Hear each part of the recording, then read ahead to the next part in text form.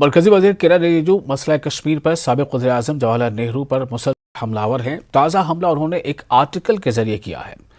किरण रिजिजू ने अपने आर्टिकल में नेहरू की 5 बड़ी गलतियों का जिक्र किया है। इन्होंने अपनी बात की तायीद में दलाइल भी पेश किए हैं। किरण रिजिजू ने नेहरू की तकरीर का हवाला दिया है। वो लिखते हैं कि नेहरू कहते हैं कि हमने दोनों को मशवरा दिया था कि कश्मीर एक ख़ास मामला है और वहाँ जल्दबाजी की कोशिश करना दुरुस्त नहीं होगा। रिजिजू पूछते हैं कि नेहरू क्या चाहते थे। मरकजी वजीर किरण रिजिजू आगे मजीद लिखते हैं कि कश्मीर के इल्हाक को आर्जी करार देना नेहरू की दूसरी बड़ी गलती थी, क्योंकि महाराजा हरि सिंह ने दीगर तमाम प्रिंसले स्टेट की तरह ही इंतजाम के दस्तावेज पर दस्तखत किए थे। कश्मीर के अलावा बाकी तमाम शाही रियासतें यूनियन में जम हो गई, क्योंकि नेहरू ने इंतजाम को आर्जी कहा था मगर महाराजा ने नहीं। वो लिखते हैं कि नेहरू की तीसरी बड़ी गलती आर्टिकल 35A के तहत 1 जनवरी 1948 को अक़वाम मुत्तहिदा से रुजू करना था, जबकि आर्टिकल 35A के बजाय आर्टिकल 51 के तहत अक़वाम मुत्तहिदा से रुजू करना मुनासिब होता। किरण रिजिजू के मुताबिक कश्मीर पर नेहरू की चौथी बड़ी गलती यह थी कि मसला कश्मीर को पनपने दे रहे थे। नेहरू की 5वीं बड़ी गलती बिलाशुबा आर्टिकल 370 की तख्लीक और इसे बरकरार रखना थी। वो लिखते हैं कि इस तरह के आर्टिकल का कोई जवाज नहीं था। इतिहास हम अपने हाथों से हम बदल नहीं सकते हैं। इतिहास तो जो है उस इतिहास को सिर्फ लोगों के सामने में रखना था। और मैं मानता हूं कि जो 75 साल पहले पंडित जवाहरलाल नेहरू जी ने जो गलतियां की उसको मोदी जी ने ठीक किया है, सुधारा है। जो भूल उस समय कर दिया, आज उस भूल को सुधारने के लिए आदरणीय प्रधानमंत्री मोदी जी ने जो कड़ा कदम उठाया है उसको सारा देश आज जानते हैं, दे रहे हैं। और कश्मीर को भारत से कोई अलग नहीं कर सकते हैं। लेकिन दुख के बात यह है कि कश्मीर का आधा हिस्सा अभी भी पाकिस्तान के कब्जे में है और कुछ हिस्सा पाकिस्तान ने चीन के हवाले कर दिया। तो ये हकीकत है, इसमें नई बात तो मैंने कुछ कहा नहीं है। नहीं, ये 5 गलतियां ऐसे है कि इसको अलग अलग भिन्न करके हम नहीं देख सकते हैं। पहले तो महाराजा हरि सिंह खुद ज्वाइन करना चाहते थे तो नेहरू जी ने उसको रोक दिया। अब इसको छोटी गलती तो हम नहीं कह सकते हैं। फिर उसके बाद में जब वहाँ पाकिस्तान के लोगों ने जब अटैक किया, अपना रूप बदल करके अटैक किया, उस समय भी नेहरू कह रहे थे कि नहीं आना चाहिए। और जो इसको कश्मीर को स्पेशल कह करके आर्टिकल 370 डाल करके टेम्पररी प्रोविज़न बनाना, इसको हम क्या छोटे कह सकते हैं कि नहीं कह सकते? या जो इसको जो ये घर का मामला है इसको वो यूनाइटेड नेशन में ले गए और अंतर्राष्ट्रीय विवाद मुद्दा बनाया, इसको क्या हम छोटे गलती कह सकते हैं कि? तो इसमें छोटा कोई है ही नहीं है। ये 5 ब्लंडर ऐसा है जिसका कीमत आज भी चुका रहे हैं। लेकिन अच्छी बात यह है कि मोदी जी ने सुधारने का जो प्रक्रिया शुरू कर दिया है और आगे जा कर के कश्मीर में शांति भी आएगी। इसलिए मैंने कहा कि एक चीज़ अभी भी अधूरा रह गया। अभी भी आधा कश्मीर पाकिस्तान के ऑक्यूपेशन में है और एक हिस्सा चीन को उन्होंने भेंट कर दिया। तो ये चीज़ तो सबको खलते रहेंगे ना, ये चीज़ तो हम लोगों को चोट देते रहेंगे। इसलिए इतिहास ऐसा चीज़ है कि हम इतिहास के उस पन्नों से सही चीज़ को ला करके जो सीख लेना है, जो करेक्शन करना है, आगे जो चीज़ करना चाहिए वो भी हमको तय करना है। तो मोदी जी के नेतृत्व में आज कश्मीर के ऊपर में जो उन्होंने निर्णय लिया है, आज पूरा देश साथ दे रहे हैं। मरकजी वजीर कानून किरण रिजिजू के पहले वजीर आज़म पंडित जवाहरलाल नेहरू के ताल्लुक से दिए गए बयान पर रद्द-ए-अमल जाहिर करते हुए डॉक्टर करण सिंह ने न्यूज़ 18 से बात करते हुए कहा कि मुल्क को मजहब के नाम पर तकसीम किया गया। डॉक्टर करण सिंह ने कहा कि उनके वालिद के लिए बड़ा मुश्किल फैसला था, इसलिए देर लगी। अगर जल्दी करते तो जम्मू कश्मीर पाकिस्तान को चला जाता। उन्होंने कहा कि महाराजा हरि सिंह की वजह से जम्मू कश्मीर हिंदुस्तान का हिस्सा है। जम्मू कश्मीर के भारत में विलय एक्सेशन की 75वीं वर्षगांठ है। पूरे देश में इसको मनाया जा रहा है, लेकिन इस पर तरह तरह की बातें भी हैं, विवाद भी हैं। ज़्यादा बातचीत के लिए हमारे साथ हैं महाराजा हरि सिंह के पुत्र महाराजा डॉक्टर करण सिंह जी। डॉक्टर साहब, ये जो विलय हुआ कितना हिस्टोरिकल था, लेकिन कई तरह की जो बातें होती हैं इसको लेकर के कि इसको प्रोविजनली बना दिया गया और कई तरह की बातें की। बनाना, ये सवाल ये है ना कि परिस्थितियाँ उस समय बड़ी जटिल थी। ये मेरी आत्मकथा है, मैं इसमें मैंने 2 कागज़ रखे हैं। एक जो इंस्टीट्यूट ऑफ एक्सेशन पिताजी ने साइन किया 26 अक्टूबर को 1947। दूसरा उसके साथ उन्होंने एक पत्र लिखा लॉर्ड माउंटबैटन, कवरिंग लेटर, और उसका जवाब माउंटबैटन ने दिया। ये तीनों दस्तावेज़ पढ़ने के बाद ही पता चलेगा कि क्या हुआ और क्या नहीं हुआ। सवाल ये है कि सारा बंटवारा भारतवर्ष का धर्म के नाम पे हुआ। अंग्रेज़ों ने किया या किसी ने किया, मुस्लिम लीग ने किया, कांग्रेस ने किया, अंग्रेज़ों ने किया, हुआ। अंततोगत्वा तो सारों ने इसमें सहमति दी। अच्छा, अब वो जो हुआ तो जम्मू कश्मीर राज्य में 80% मुसलमान, तो कहा जा सकता है कि भाई अगर सारा देश आपने धर्म के नाम पे बांटा तो ये जाना चाहिए पाकिस्तान को। ये एक डिमांड, एक आइडिया आ सकता था, कोई ऐसी इसमें नायाब बात नहीं है कोई ऐसा सोचना।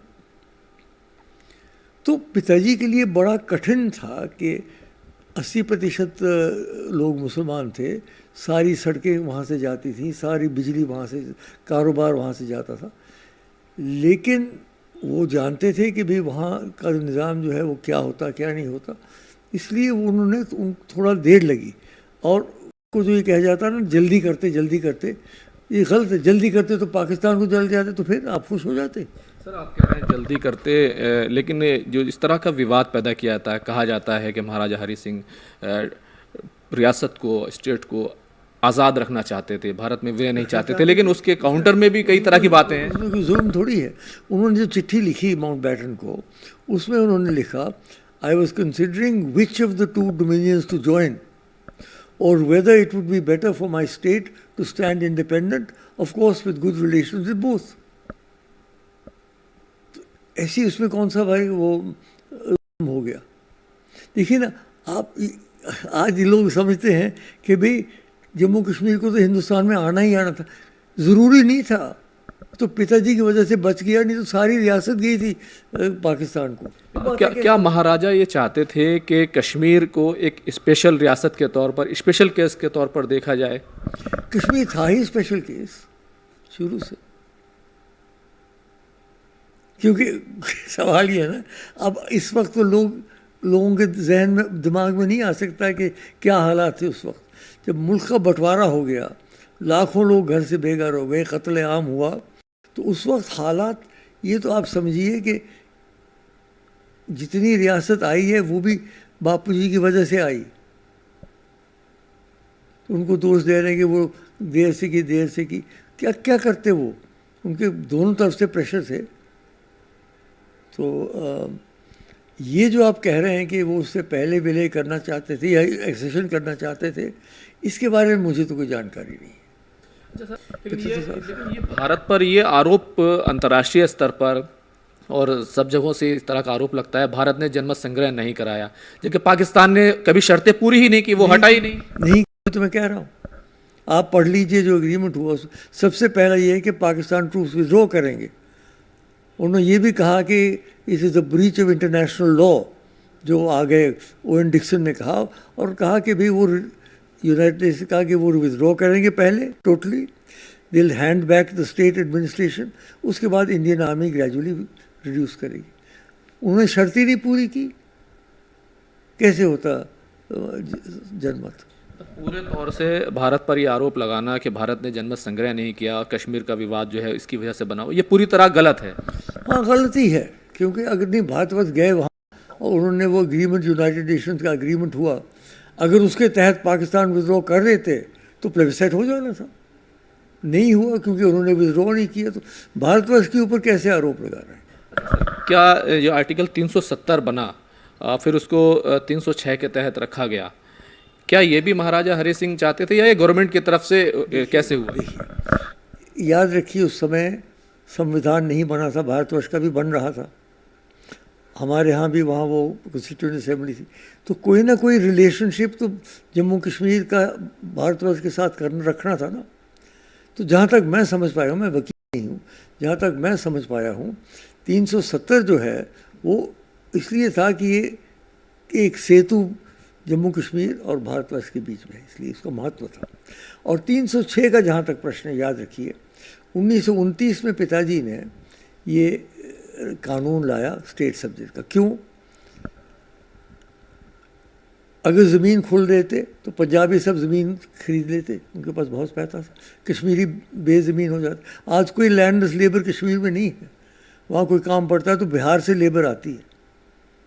तो वो चाहते थे कि नहीं, अपनी ज़मीन जो है लोगों के लिए सुरक्षित रहे। तो जम्मू कश्मीर है, ये वो तमाम सवाल और तमाम बातें जिन पर चर्चा हो रही है, महाराजा डॉक्टर करण सिंह ने तमाम बातों को हमसे एक्सक्लूसिव साफ तमाम चीज़ों पर अपनी बात रखी और सही बात रखी। कई बातों को उन्होंने ये भी कहा कि हमें इसके पस मंज़र को, उस वक्त के क्या हालात हैं, उन तमाम चीज़ों को नज़र में रखकर देखना चाहिए। कैमरामैन नरेश के साथ खुर्रम शहजाद, न्यूज़ 18 दिल्ली। जम्मू कश्मीर कांग्रेस के सदर रमन भल्ला ने मरकजी वजीर किरण रिजिजू पर सख्त तनकीद की है। रमन भल्ला ने कहा है कि बीजेपी बौखलाहट का शिकार है, इसलिए इसके लीडर्स इस तरह की बेबुनियाद इल्जामात कांग्रेस लीडरशिप पर लगा रहे हैं। यूनियन लॉ मिनिस्टर किरण रिजिजू के बयान से बवाल मचा हुआ है। उन्होंने जिस तरह से पंडित नेहरू और कांग्रेस को जिम्मेदार करार दिया है, 5 बड़ी ब्लंडर्स जो कश्मीर इशू पे उनके मुताबिक हुई हैं, उसके जिससे कश्मीर इशू सुलगता रहा कई सालों तक, और 370 जब द्वारा हटाई गई उनके मुताबिक, उसके बाद ही पूरा कंप्लीट एक्सेशन कश्मीर का भारत के साथ हुआ, विलय भारत के साथ पूरा कंप्लीट हुआ। तो इस पर बात करने के लिए हमारे साथ कांग्रेस के वर्किंग प्रेसिडेंट हैं रमन भल्ला, फॉर्मर मिनिस्टर भी हैं। रमन भल्ला साहब, जबरदस्त हमला बोला गया है कांग्रेस पे भी, और खासकर पंडित नेहरू को भी टारगेट किया गया है किरण रिजिजू की तरफ से। आप बिल्कुल उन्होंने, हम समझते हैं कि जो टिप्पणी उन लोगों ने की है उनको तो पूरे देश भर से माफी मांगनी चाहिए। उनको पहले जवाहरलाल नेहरू जी का इतिहास समझना चाहिए कि कितने बड़े कद के वो नेता थे, जिनको वर्ल्ड लेवल पे भी उनकी मान्यता यहाँ पे दी गई, और नॉन वायलेंस के मूवमेंट में उन्होंने हिस्सा यहाँ पे लिया, हिंदुस्तान को आज़ाद कराने में कितनी बार गिरफ्तार भी यहाँ पे हुआ, और महात्मा गांधी के साथ उच्च कद के नेताओं के साथ मिलकर उन्होंने ये संघर्ष यहाँ पे किया। उस वक्त के क्या हालात है, लेकिन जम्मू कश्मीर अगर आज भारतवर्ष का एक अटूट अंग और उसको ताज अगर कहा जाता है तो हम फख्र महसूस करते हैं कि उसमें नेहरू जी का बड़ा योगदान था। हालांकि उस वक्त 2-3 ऑप्शनें थी, इंडिपेंडेंस की भी थी, पाकिस्तान के साथ भी जा सकते थे, किस हालात के मुताबिक किस क्या वजूहत यहाँ पे रही, लेकिन फिर भी वो जम्मू कश्मीर का हिस्सा जो है वो हिंदुस्तान के साथ उसका विलय यहाँ पे हुआ। हम तो फख्र महसूस यहाँ पे करते हैं। हम समझते हैं कि उनकी जीवनी के बारे में ना जानने के बाद उस वक्त शायद ऐसे नेताओं का जन्म भी नहीं होगा जब तक वो फ्रीडम स्ट्रगल में उन्होंने अपना हिस्सा यहाँ पे लिया। उनको देश भर से माफी मांगनी चाहिए। वो सिर्फ गुजरात के चुनावों को देखते हुए अपनी सियासी रोटियां सेकने का प्रयास करते हैं, इस ढंग के बयानबाजी करके, इस ढंग से किसी बड़े नेता की इमेज को टार्निश करके। लेकिन जम्मू कश्मीर की जनता खास तौर पर महसूस करती है, हिंदुस्तान की जनता खास तौर पर महसूस करती है। अगर वो 1947 के बाद 1964 तक प्रधानमंत्री के रूप में यहाँ पे रहे तो लोगों ने उनका लोहा माना। वो जबरदस्ती बन के नहीं आते थे, चुन के यहाँ पे आते थे। अगर कोई दिक्कत होती तो उस वक्त भी उसका मुकाबला या कोई विरोध कहीं पे होता था। लेकिन आज जो टिप्पणी यहाँ पे करते हैं उनका तो हिंदुस्तान में और फ्रीडम स्ट्रगल में कोई रोल ही यहाँ पे नहीं रहा।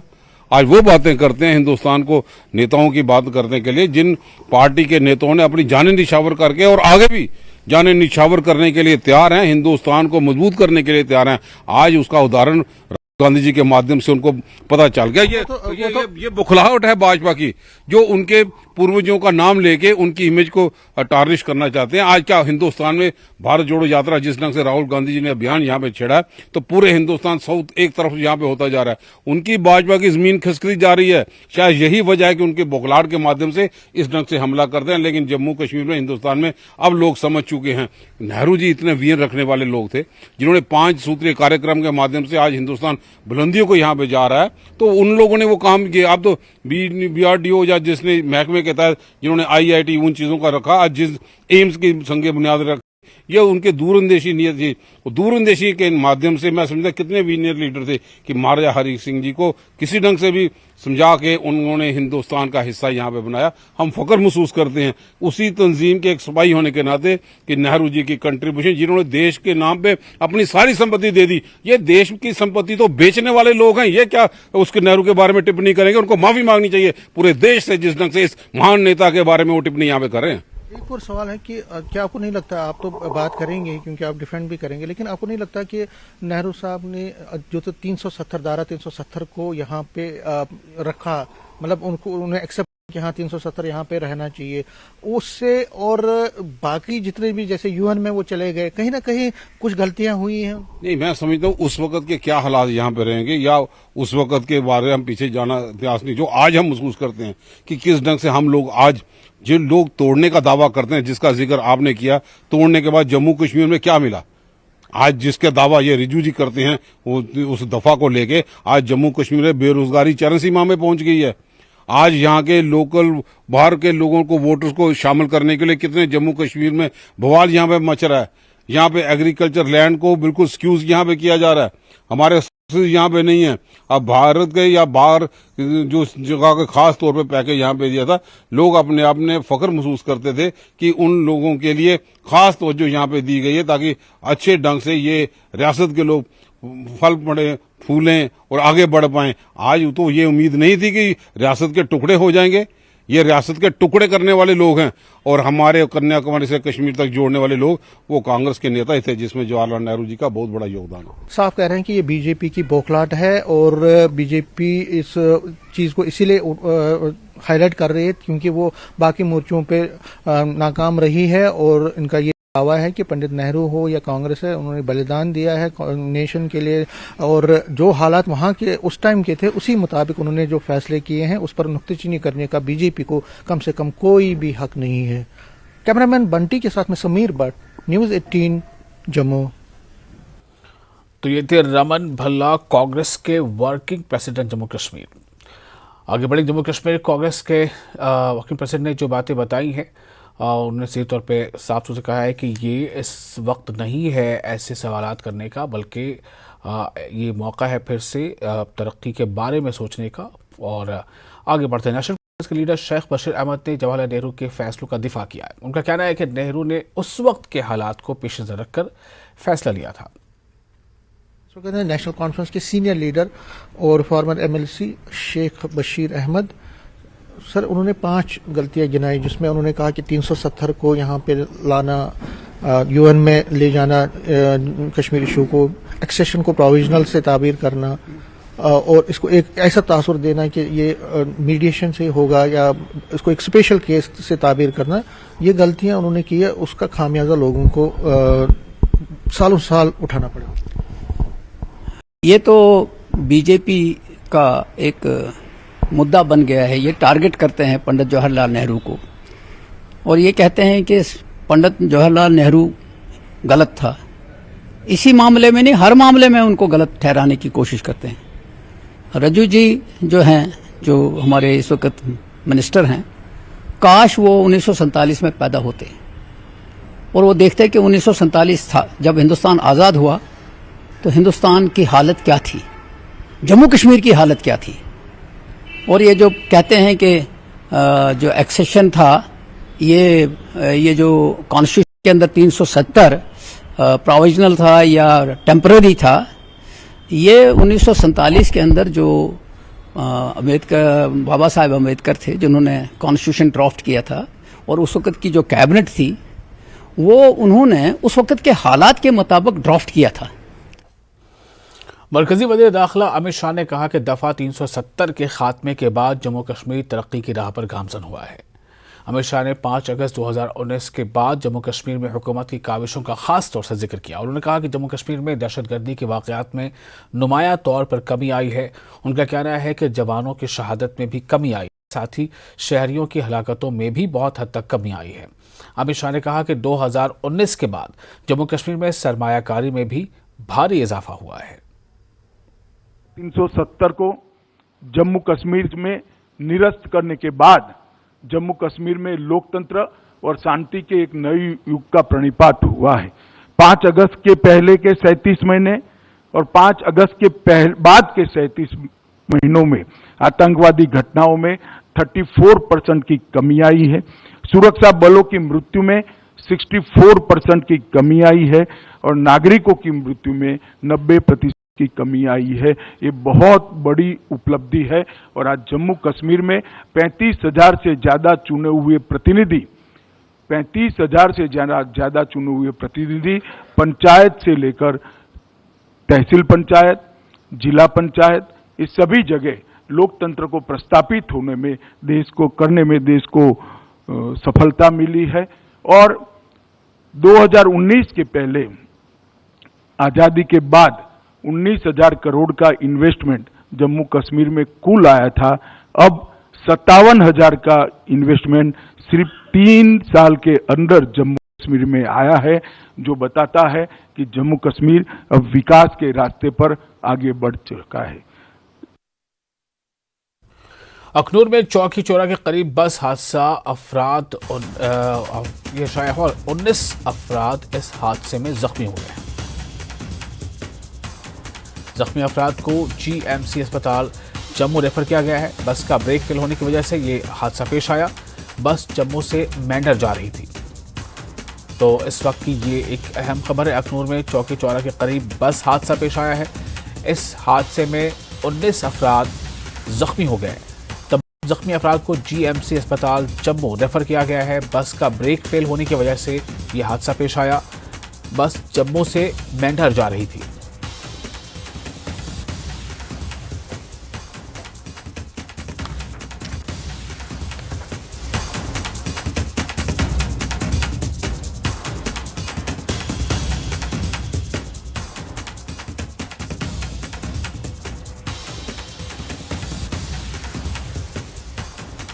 तो आपको फिर से बता दें कि अखनूर में चौकी चौरा के करीब एक बस जो है वो हादसे का शिकार हो गई है और इस हादसे में 19 अफराद जो है वो जख्मी हुए हैं।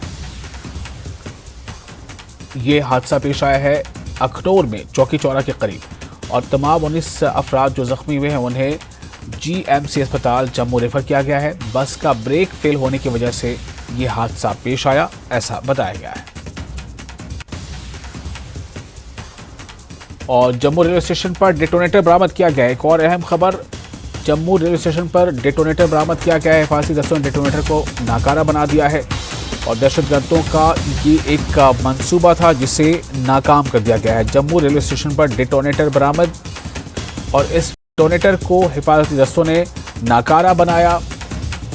तो जो एक नापाक मंसूबा था दहशतगर्दों का, वो उस पर कामयाब नहीं हो पाए। तो ये दूसरी अहम खबर है हिफाजत की नुक्ते नज़र से। जम्मू रेलवे स्टेशन पर डेटोनेटर बरामद किया गया है और इस डेटोनेटर को हिफाजती दस्तों ने नाकारा बना दिया है।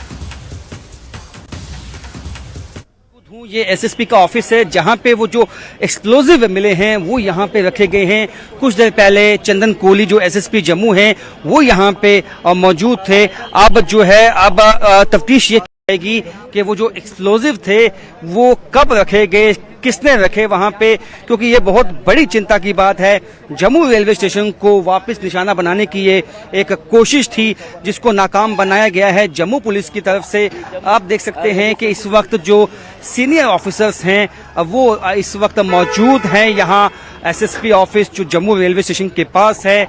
और इस वक्त बहुत ही अहम बात यह है कि क्या अब जम्मू रेलवे स्टेशन अब आतंकवादियों के निशाने पे है, ये एक अहम सवाल है। क्योंकि रेलवे स्टेशन जो जम्मू का है उसमें पहले भी जो है आतंकवादी घटनाएं हो चुकी हैं, जिससे अब जो ये मामला है वो काफी चिंताजनक बन जाता है। तो जम्मू रेलवे स्टेशन पर डेटोनेटर बरामद और इस एक्सप्लोसिव को नाकारा बना दिया गया बड़ी कामयाबी के साथ। हिफाजती दस्तों ने ये जो डेटोनेटर था, जो पता नहीं क्या मकसद रहा हो, जाहिर सी बात है दहशतगर्दों के नापाक मंसूबे रहे हो, लेकिन इस मंसूबे को नाकारा बना दिया गया है। नाली की सफाई करते हुए नाली के अंदर से एक बैग निकला। उस बैग के अंदर बैग के अंदर 2 छोटे बॉक्सेस थे, अमूल वो डिब्बे के बॉक्सेस थे। बॉक्सेस एक कोई 500 ml का बॉक्स था, दूसरा उससे एक छोटा बॉक्स था। एक जो बड़ा वाला बॉक्स था थैले के अंदर, उसमें वो जो एक एक्सप्लोसिव टाइप का मटेरियल पैक था, वो वैक्स टाइप का मटेरियल पैक था। जो दूसरा बॉक्स था उसमें कुछ डेटोनेटर्स हैं जिनकी तादाद 18 के करीब है और कुछ वायर्स हमें वहां से मिले हैं। तो हमारी जो गश्ती यहाँ पे जो टोली थी वो एकदम गश्त करते वहां पहुंची। जब उन्होंने देखा कि नाली के अंदर से एक थैला निकला है और थैले से जो 2 डिब्बे निकले हैं उसमें कुछ एक्सप्लोसिव तरह का कोई मटेरियल है, जो अभी हम प्रिमा फेसाई जो उसको देख के बता सकते हैं। तो एकदम पुलिस स्टेशन में उन्होंने इतला दी, यहाँ से टीम गई, हमने पूरे उस मटेरियल को सीज किया है मौके से, उसमें FIR दिया है और हमने इन्वेस्टिगेशन